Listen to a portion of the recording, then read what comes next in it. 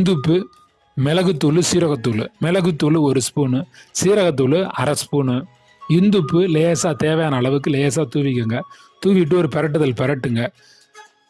Lemon இருக்குல்ல, தேவைப்பட்டா lemon வேண்டியதில்லை, அப்படி தேவைப்பட்டால் லெமன் மட்டும் கொஞ்சம் ஒரு 4 சொட்டு அப்படி லைட்டாக அப்படி மேலே வந்து அப்படி தூவி விடுங்க. அது இப்போ ஒரு பாதி வெண்டைக்காயில் படும், பாதி வெண்டைக்காயில் படாது.